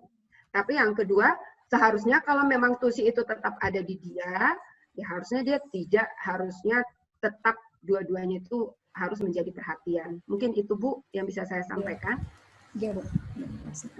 Kemudian untuk yang kedua, apakah seluruh kabupaten kota wajib melakukan pemisahan operator? Apa kriteria mengharuskan suatu kabupaten melakukan pemisahan operator? Sebenarnya terkait wajib atau tidak banyak faktor, Bu. Banyak faktor sangat ditentukan oleh kondisi di daerah tersebut. Dari kita memang sangat ada wacana untuk melakukan pemisahan antara regulator dengan operator. Karena harapan kita, kalau ada pemisahan antara regulator dan operator, maka operator akan lebih fokus melakukan pelayanan. Regulator itu lebih melakukan pengawasan atau membuat kebijakan. Harapan kita seperti itu. Nah, tetapi untuk melakukan pemisahan antara operator dan regulator juga sangat tergantung kepada kondisi dana di daerah. Karena bagaimanapun operator yang terbentuk misalnya nanti UPTD itu sangat tergantung masih sepenuhnya dibiayai oleh APBD. Kemudian ketika melakukan pemisahan juga antara operator dan regulator, di dalam Permendagri juga disebutkan bahwa beban kerja yang diberikan kepada operator ini harus ada minimal 5.000 jam kerja efektif per tahun. Jadi misalnya Ibu ingin mengajukan akan pembentukan UPTD sebagai pemisahan operator, nanti Ibu harus membuat kajian akademis terkait analisis beban kerjanya. Berapa sih beban kerja dari operator ini? Nah, kalau untuk waktu itu kita pernah melakukan analisis untuk satu kabupaten kota yang cakupan pelayanannya cukup kecil, ternyata tidak efisien kalau dilakukan pemisahan karena analisis beban kerjanya itu di bawah 5.000. Jadi sebenarnya cukup dilakukan disatukan operator dan regulator di bawah seksi. Mungkin itu Bu. Jadi memang kalau untuk lebih fokus kita mengharapkan ada pemisahan, tetapi tetap ada beberapa pertimbangan-pertimbangan untuk melakukan pemisahan regulator dan operator. Mungkin itu Bu yang bisa saya sampaikan. Ibu Masa, gimana Ibu Rizka, Bu?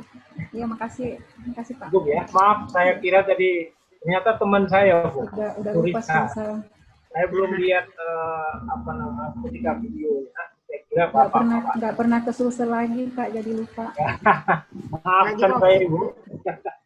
Baik, kita lanjut ya, Bu Marsa ya. Ya, Pak. Dari Mataram, Bu. Iya. Beliau bertanya seperti ini. Kalau dari penjelasan Ibu terkait UPTD, tim kami di Mataram melakukan koordinasi dengan LH. Berarti beliau ini bukan di LH berarti ya. Atau gimana nanti Pak? Silakan Pak Muslimin nanti. Terus akan terbentuk UPTD. Akan terbentuk UPTD. Sekali lagi akan. Jadi dalam proses. Apakah pembentukan UPTD dilakukan oleh LH atau PUPR? Ini siapa nih yang ambil inisiatif? Silakan. Ini tergantung Pak. Sebenarnya ini untuk apa? UPTD persampahan atau air limbah domestik ini? Nah, silakan Pak Muslim, silakan diaktifkan videonya Pak. Bisa langsung komunikasi ke saya juga nggak bisa jawab. Pak Muslim, silakan Pak.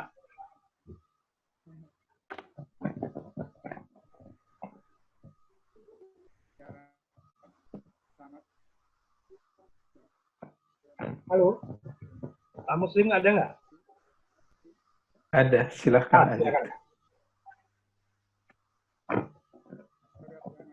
Diaktifkan videonya Pak Muslim.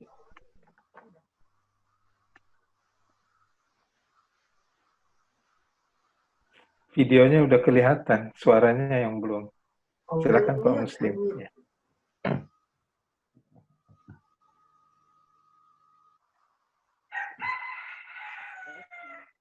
Suaranya nggak terdengar Pak Muslim, ya? Saya kali ya.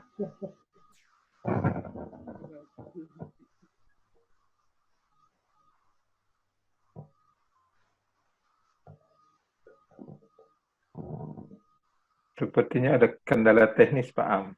Suaranya nggak kelihatan. Ibu Hanya gambar Marta bisa videonya. kita ambil salah satu Mungkin dulu. saya jawab aja kali ya Pak Amrizal ya. Ya, silakan Bu. Apakah Ya. pembentukan UPTD bisa dilakukan oleh DLH atau Dinas PUPR? Sebenarnya gini, kalau sebenarnya kan pembentukan UPTD itu merupakan inisiasi dari dinas yang memiliki tusi untuk pembentukan UPTD tersebut. Jadi misalnya akan membentuk UPTD air limbah domestik. Nah, di tempat Bapak di Kota Mataram, air limbah domestik itu ada di mana? Karena sering sebenarnya kalau menurut peraturannya kan harusnya ada di Dinas PUPR, tapi kadang ada yang di DLH. Nah, dinas mana yang memiliki tusi, itulah yang melakukan inisiasi untuk pembentukan UPTD. Mungkin si Bapak ini terkait persampahan kali ya, karena persampahan itu yang ada di Dinas PUPR atau DLH ya. Jadi sebenarnya kalau saya pikir ya, karena tusinya ada di Dinas PUPR dan juga ada di Dinas LH, tetapi kalau untuk pengelolaan adanya di DLH, nah sekarang terkait tusi apa yang akan kita berikan kepada UPTD tersebut. Kalau memang tusinya lebih ke pengelolaan, ke pelayanan jasa, mungkin bisa dilakukan oleh DLH. Mungkin itu Pak yang bisa, karena saya sendiri pertanyaannya masih, tapi intinya adalah yang melakukan inisiasi untuk pembentukan UPTD adalah dinas yang memiliki tusi yang akan diberikan kepada UPTD tersebut. Mungkin itu Pak. Yuk, pemuncul dia. Sebentar Pak Am mau membantu untuk ini menjelaskan Pak Muslim ini adalah KI kelembagaan Bu untuk pendampingan kelembagaan air limbah domestik Kota Mataram Bu. Oh, air limbah domestik ya. Iya betul Bu. Iya Bu, itu aja Bu. Terima kasih. Oh, ini berarti terkait air limbah domestik ini berarti? Iya Bu, karena di Kota Mataram kan ada rencana pembangunan IPAL skala kota maupun ada pengelolaan L2T2 Bu.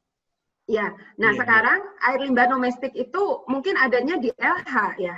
Iya, saat ini pengelolaan IPLT-nya ada di LH, Bu. Ya, berarti yang pengajuan UPTD-nya itu ya pasti Dinas LH. Tidak mungkin Dinas PUPR, karena tusinya itu tidak ada di Dinas PUPR. Ya, mungkin itu, Pak. Iya, Bu. Terima kasih. Mungkin sedikit ya saya memberi. Ya, terima kasih Mas Anzul. Iya. Assalamualaikum. Ya, terima kasih. Satu lagi, Bu, masih ada. Ya. Dari Pak Dwi Purnomo Dwi, dalam rangka pengolahan sampah, skala yang lebih kecil dan non lembaga, jadi ya, dalam bentuk BTD, tapi mungkin ini yang masyarakat ya, swadaya. Ya.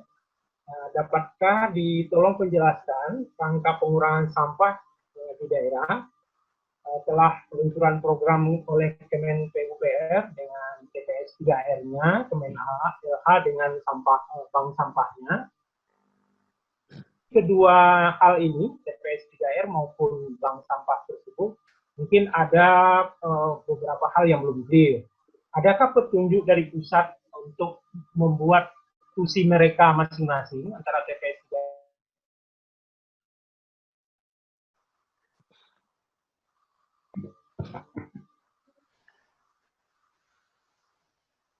Oke, baik Pak, saya coba jawab Pak Amrizal. Sebenarnya kalau kita lihat antara saya juga ini TPS 3R dan bank sampah TPS 3R itu lebih ke pemilahan ya Pak ya? Di TPS 3R dan di bank sampah itu. Ya. Suara saya nggak masuk. Selamat sore Bu Marsha. Iya, sore Bapak. Mohon izin saya. Seharusnya saya kalau masuk harus izin Bu Marsha ini. Oke, Bu Marsha, yang saya temukan bahwa Pak Purnomo juga toh. Iya, saya waktu masuk takut ada Bu Marsha ini, nanti bisa dimarahin. Enak. Ya, Bu Marsha, jadi begini, tugas dari Bu Marsha di Sleman itu ada 23 TPS 3R yang dibangun oleh PUPR, 3 dibangun oleh daerah. Gitu. Sedangkan ada 230 lebih itu terbentuk bank sampah, Ibu. Jadi terkadang di daerah itu, jadi semuanya ini dibina oleh Dinas LH Kabupaten Kota, Ibu. Tetapi terkadang dua lembaga ini masing-masing ada gesekan begitu. Ini pasarnya siapa begitu. Padahal yang dibangun TPS 3R itu kadang-kala pasarnya juga pasarnya di bank sampah begitu. Ini yang saya tanya, apakah pernah dari pusat LH, PUPR mungkin difasilitasi Kementerian Dalam Negeri untuk menyatukan ini, gitu ya, sehingga di daerah tidak bingung lagi begitu. Begitu, Mbak Marsa. Tetapi sebenarnya jawaban-jawaban yang dari awal sampai akhir ada koordinasi itu, oh kalau begitu kita menunggu saja, Bu Marsa bisa koordinasi yang mana-mana begitu. Akhirnya, waduh, saya terlanjur masuk ini. Artinya jawabannya menunggu kebijakan pusat itu.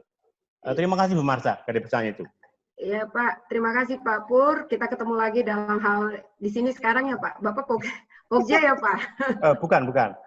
Saya ikut Burda fasilitasi. Ya. Oke Bapak. Ya. Baik Pak, sebenarnya memang ya terkait koordinasi sih Pak. Tetapi ini nanti coba nanti saya sampaikan juga. Ya kesannya itu TPS 3R PUPR, bank sampah itu LH. Tapi sebenarnya mungkin saya salah. Bank sampah itu lebih bukannya hasil pemilahan dari TPS 3R untuk barang-barang yang bisa dijual lagi itu dijual ke bank sampah, itu kan bisa koordinasi seperti itu Pak nanti di daerahnya. Apa tidak memungkinkan? Kelihatannya agak sulit Bu Marsa. Karena begini, harus dipahami bahwa TPS 3R ini mengurangi sebanyak mungkin residu begitu ya, residunya. Iya. Disyaratkan 30% sampai 20-30%. Sedangkan bank sampah itu mengambil yang punya nilai ekonominya. Padahal TPS 3R memerlukan yang punya nilai ekonominya untuk keberlanjutan hidupnya. Tetapi kalau hanya dibuang residunya saja, itu TPS 3R tidak bisa punya akses menjual lagi, kosong begitu. Sehingga kelihatannya harus disatukan Bu Marsa ini. Saya dengan Pak Dibyo, Kepala Dinas LH di Sleman begitu, lagi mencari bentuk ini untuk menyatukan antara TPS 3R dan bank sampah. Begitu. Waktu pembinaan dengan Sleman, Ibu. Baik Pak, nanti coba ini bisa menjadi bahan ini kita. Bagaimana terkait koordinasi antara bank sampah sama TPS 3R ya Pak. Tapi sebenarnya betul. Ini bisa berjalan dengan baik seiring sejalan jika antara mungkin karena bank TPS 3R dan ya memang kuncinya itu dikoordinasi sih bahwa mana yang masih bisa dijual lewat bank sampah, hasil dari pemilahan yang dilakukan oleh di TPS 3R itu dijual di bank sampah. Mungkin ini bisa menjadi masukan nanti bagaimana koordinasi ke depannya antara TPS 3R dan bank sampah. Mungkin bisa jawabnya seperti itu, Pak. Iya, baik. Terima kasih. Terima kasih, Pak Pur. Pak Rizal, ketemu lagi. Mohon arahan, Pak Rizal. Ya, terima kasih, Pak Pur. Dulu kita ketemu di Pokja AMPL Nusa Tenggara Timur ya, Pak? Ya, Pak. Betul, Pak. Ya, oke. Kita Pak ketemu Pur, jangan lupa, Pak Pur. Ya. Bahan Pak Pur ini akan ada dibahas nanti pada sesi KSM maupun BKN di hari Kamis. Jadi akan banyak. Terima kasih Bapak sudah menjadi catatan bagi panitia. Yep. Jadi ada dua tadi yang terkait dengan Bogor dan juga dari Pak Pur. Silakan hari Kamis hadir buat Bapak nanti untuk. Ya Pak, terima kasih. Boleh hadir nggak Pak Amrizal? Boleh ikutan hadir nggak? Oh boleh Bu. Sangat terbuka Bu. Sangat diperlukan. Jadi, mendengar juga gitu loh Pak. Itu menyangkut kelembagaan masyarakat dan bagaimana operasi layanannya dan bagaimana pembinaan seperti yang Ibu sampaikan tadi. Jelas sudah dibagi oleh Kemendagri pembagian tugas itu baik provinsi maupun kabupaten kota ke masyarakat itu diatur sedemikian rupa. Bahkan juga ada yang dari Kementerian Desa. Jadi itu bagaimana sinkronisasinya itu sudah akan dibahas besok misalnya di hari Kamis. Oke. Ibu Marsa, terima kasih. Terima kasih, Pak. Bu Marsa. Terima kasih. Pak Rizal. Ya, memang waktu juga yang memisahkan kita ini kayaknya, Bu. Masih banyak. Pak. Ada juga ini yang lewat WA, tetapi kita akan lanjutkan. Kalau seandainya Ibu berkenan, nanti juga bisa disampaikan ke emailnya Ibu kalau berkenan nanti. Berkenan Bapak. Ini juga sebenarnya Bapak, sedikit saya sampaikan, dari diskusi seperti ini juga saya sebenarnya jadi bisa belajar sebenarnya Pak. Sama-sama belajar, sama-sama mendapatkan informasi dari Bapak Ibu pengelola sanitasi di daerah. Jadi itu juga bisa menjadi masukan bagi kita Pak. Dan terima kasih Bu Marsa, lebih kurang tadi 9 orang, tetapi dengan 14 pertanyaan yang bisa kita tampung. Nah, apabila masih ada, PMI bersedia untuk menyalurkan nanti juga ke Bu Marsa. Kawan-kawan dan Bapak-Bapak Pokja, silahkan rekaman video ini bisa diakses di tautan ini, Nawasis ORG, portal e-learning ya. Dan bahan tayang yang dari awal Ibu memaparkan tadi sampai dengan pertanyaan ke Pak Purnomo terakhir, itu juga bisa diikuti melalui tautan Nawasis ini ya, melalui portal dan sebagainya. Ini silakan Bapak dan Ibu nanti bisa meneruskan pertanyaan-pertanyaan yang belum terjawab ataupun pertanyaan yang baru akan disampaikan untuk kita teruskan ke Ibu Marta atau narasumber lainnya. Bapak dan Ibu, izinkan saya juga panitia menitipkan bahwa tugas fasilitator provinsi untuk seperti tadi di awal lakukan pemetaan di daerah kita masing-masing, satu kabupaten kota dampingan kita karena kita ada 2 di setiap provinsi, maka masing-masing satu. Khususnya untuk peserta tahun 2020 ini menggunakan tabel yang di e-learning ya. Silakan dilihat tautannya tersebut, dan PFI harus membrowsing Perda SOTK. Nah, itu yang disebut oleh Ibu Marta tadi. Bisa jadi kawan-kawan, begitu Permendagri 18 diluncurkan dan diterbitkan, SOTK-nya sudah lebih dulu ditandatangani oleh kepala daerah, sehingga tentu tidak matching atau tidak sesuai. Makanya Menteri Dalam Negeri dalam hal ini Bangda sedang melakukan evaluasi terhadap fungsi dan SOTK tersebut sehingga lebih jelas. Tetapi saya mengingat dengan berulang-ulang bahwa Permendagri 90 tahun 2019 yang lalu yang baru saja diluncurkan itu sudah memberikan ketegasan tentang fungsi, termasuk memberikan ketegasan tentang fungsi, di mana ada di situ ada mata anggaran kegiatan yang lebih tegas, provinsi apa saja mata anggaran kegiatannya, kemudian kegiatannya apa saja yang bisa didanai oleh provinsi, baik yang fisik maupun non fisik. Begitu juga kabupaten kota. Kemudian bagaimana lintas provinsi dan kabupaten kota, itu semua tercakup di Permendagri 90 tahun 2019 yang lampirannya saja hampir 2.000 halaman. Wow. Jangan bingung, ketik saja yang Bapak Ibu butuhkan dalam file, nanti akan ketemu. Misalnya yang diperlukan apa? Ketik kata kuncinya. Nah, itu lampiran itu akan memberikan apa yang Bapak Ibu sampaikan, yang ingin ketahui. Demikian, terima kasih sekali lagi Bu Marta atas waktu dan paparannya kepada kami semua. Dan terima kasih juga kepada yang telah bertanya maupun yang sedang mengetik untuk menambah pertanyaannya. Dan terima kasih juga kepada 101 peserta semua, ditambah dengan panitia lebih kurang 11-12 orang. Kita berharap sesi ini menjadi, itu ya Bu ya, menjadi titik masuk untuk kita berkomunikasi selanjutnya Ibu Marsa ya. Baik Bapak, ditunggu Bapak. Ya, terima kasih sekali lagi. Dan saya kembalikan kepada panitia. Apakah Pak Richard atau Bu Prananda? Silakan. Kita akan dokumentasi bersama. Silakan hidupkan video masing-masing untuk diambil fotonya untuk dokumentasi. Hidupkan kameranya masing-masing.